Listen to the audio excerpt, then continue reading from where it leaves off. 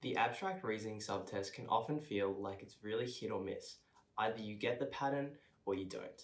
And I completely understand that because that's a position I was in last year. Hi everyone, my name is Emil and I'm a first year medical student currently studying at Monash University, and I graduated last year with an ATAR of 99.8 and a 99th percentile UCAT. I scored 870 out of 900 on the AR subtest, and I'd like to be sharing with you guys in this video the tips and strategies that I used to score this highly. I don't want to waste too much time, so let's get straight into the video, which will be separated into three main parts. Firstly, I'll give you guys an overview of the abstract reasoning subtest, which will probably include what type of questions there are and also how much time you have for each question type. Secondly, I'll show the general tips and strategies I have for answering questions in the abstract reasoning subtest. And then thirdly, I'll show myself answering some questions live on camera so that you guys can see how I approach each of the question types. Since abstract reasoning is the second last subtest, I'm getting quite close to the end of my UCAT crash course that I've been doing on YouTube. So please do let me know either in the comments down below or send me a DM on Instagram what you'd like me to talk about next so that I know what content you guys would like to hear. So without further ado, let's get into the first part of this video, which will be an overview of what the subtest entails. So the abstract reasoning subtest, as you may or may not know, is all about patterns and pattern recognition. What you will be asked to do in the abstract reasoning subtest is to answer a total of 55 questions in a total of 12 minutes, which gives you approximately 14 seconds for each question. But luckily, even though that sounds so bad, you do see questions that come in sets of 5. So that means you have approximately 70 seconds for each set of 5 questions. Of the questions that appear in the abstract reasoning subtest, there are 4 main ones that you have to look out for. The first of these is set A, set B, neither. The second is complete the series.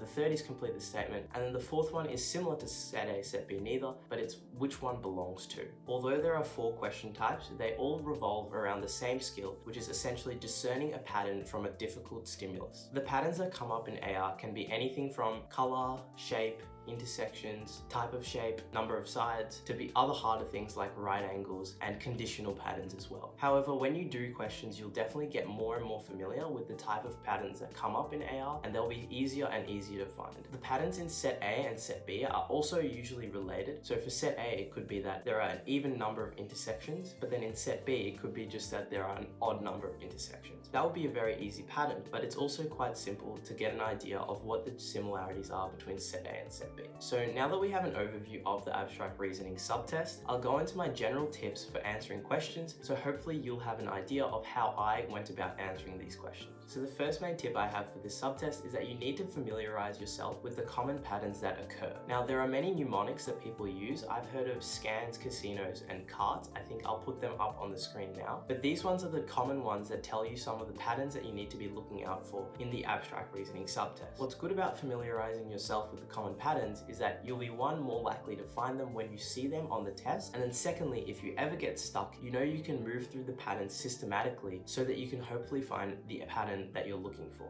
Now, the second tip I have for you guys is that you have to look for concrete rules and concrete rules only. If you find a pattern that only appears in 1 or 2 or 3 boxes in set A, but not all 6, then that pattern does not apply to the question. You can't necessarily pick and choose what boxes you want to apply to the pattern. You have to find a definite rule that applies to all of the boxes in set A, and it's another definite rule for all of the boxes that exist in set B. Without these concrete rules, you won't be able to select the proper answer, and you'll definitely get like 2 or 3 wrong out of the 5 if you don't know what you're actually looking for. That being said, you can often find a half of a pattern and not the full one and still get a lot of the questions right. But that being said, you still want to be aiming to get the concrete rule for each set every time you're answering the questions. The third tip I have for you guys is that if you're struggling to find the pattern in any given set, you should focus on the simple elements first so that you can narrow down what might be the pattern in each set. This helps especially in set A, set B, neither questions, because there is a pattern that applies to every box in set A, and it's going to be much easier to find this pattern if there are 3 shapes in the box compared to 12, for example. In the complete the series and complete the statement questions, the same principle can be applied, except you might want to focus on just one element of the boxes that might be moving and then have a look at the pattern from there, because it can be easier to do that than trying to focus on the big picture in these questions. This tip is one of the biggest ones that I found helped me, because I find that it helps you to calm down when you're maybe panicking,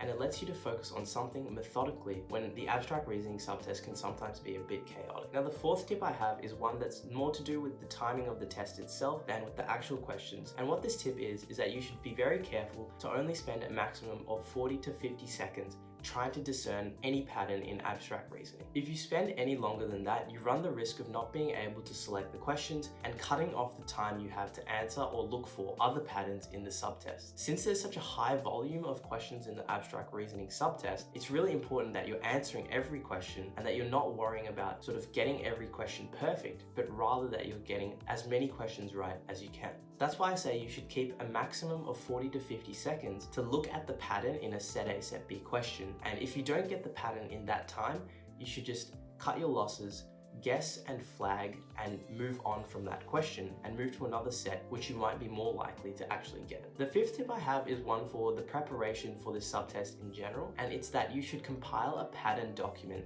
that contains all the patterns you didn't get in practice. What this is you might want to make a Word document where you separate subheadings based on what type of pattern it is. So for example, shape, color, number, etc. And then what you do is that in practice, if you didn't get a pattern and you were not sure and you didn't know how to get the pattern, you'd put it on that document. What this allows you to do is that over time, you'll build up a big bank of patterns in this document, and you'll be able to read it before you do abstract reasoning subtest, and you'll be able to read it before test day, and it will refresh you on the patterns that you're not getting, and also help you to realize what patterns you might not be getting consistently so that you can improve on those as well. Now, those are the general tips I had for the abstract reasoning subtest. I hope it makes it easier for you guys to answer questions and also helps you to tackle patterns more readily and build up your knowledge and skills over time. With that all over and done with, let's move on to me answering some questions from each of the question types. So without further ado, let's get straight into it. I'm going to do one question from each question type so that hopefully you guys can see the way your reasoning or thinking might change between each of the question types. So with this question here, we've got a classic set A, set B, neither.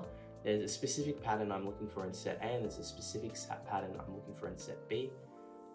Straight away, I'm seeing a lot of circles on the left side. So what I'm looking at now is I'm trying to find a pattern between the circles. I'm wondering if the color has anything to do with it.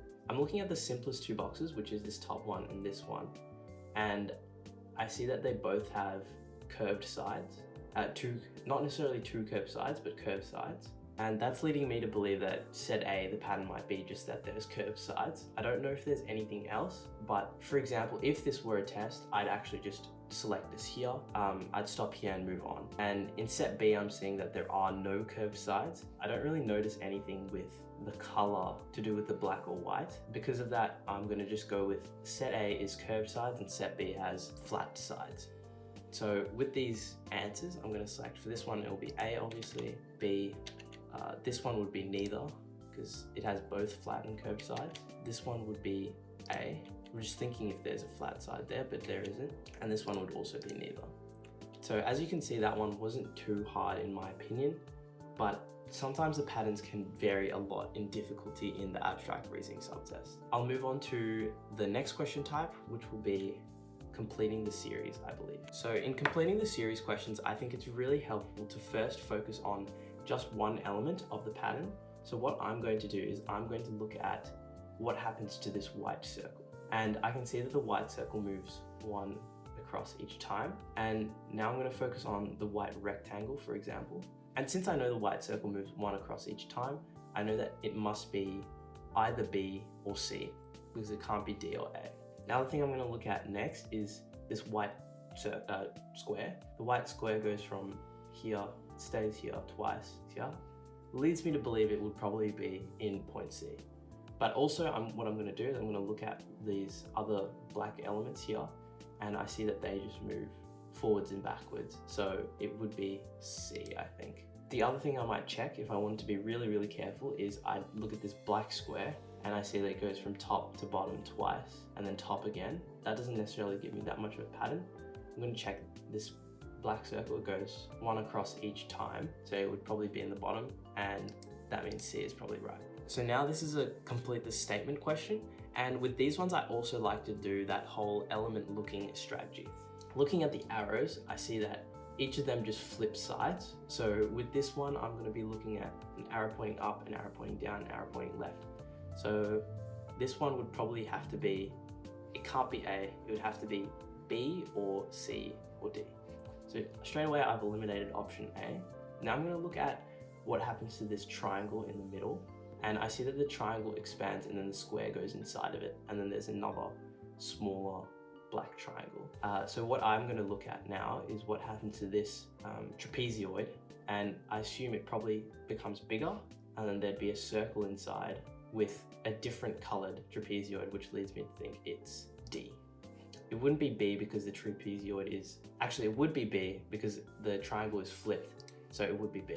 So as you can see, it's really easy to get tricked up in these abstract reasoning questions because there's a lot of tricks to them. It can be very sneaky how they present the problems, but it's all about being really aware of what the pattern is. So now I'll move on to the last question type, which is going to be the variation of the set A, set B, neither questions. So looking through the subtest, I think the only set A, set B, neither variation question that's there is one I've already done, but I will go ahead and talk about how I went about finding the pattern for this one.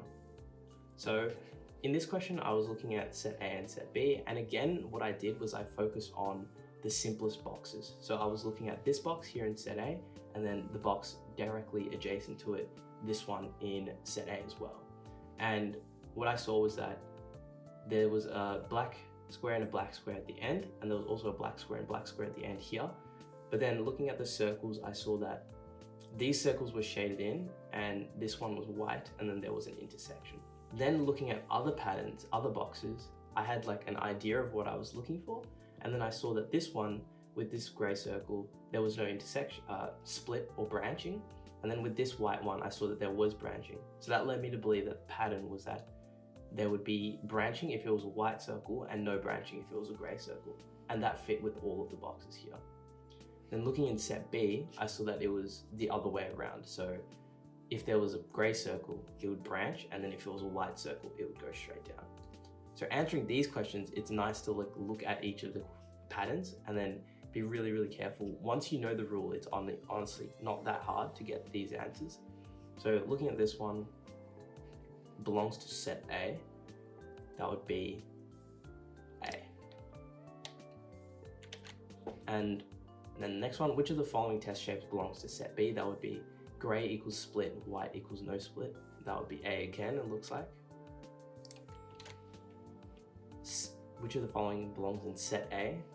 We've got, that would be B, I believe. Actually, no, it wouldn't be, because as I noticed at the start, there has to be a black triangle at the start and the end. So that would probably be D, actually. And then finally, which of the following belongs in set B? That would be gray is branching, so that would probably be B. Oh, there's another one. Which of the following belongs in set B? This would probably be A again. So now that we've done those, I'm going to quickly skip to the end so that we can check them, and then hopefully you guys will have a better idea of how I go about answering each of the question types in the abstract reasoning subtest. So I'll just quickly skip to the results screen, and then I'll talk to you guys there. So again, great to see we attempted 12 questions and we got all 12 of them right. So that's great, and I hope you found that helpful. So now that I've answered some questions live on camera, that does bring me to the end of the video. If you found it helpful, please do leave a like, comment, or subscribe, as it really helps the channel grow. If you guys enjoy this UCAT content, or if you have ideas that you'd like me to talk about or explain in the future, please do shoot me a DM on Instagram or leave a comment, as it really helps me to come up with ideas that you guys actually want to listen to. As always, thank you guys so much for watching, and I'll see you guys next time.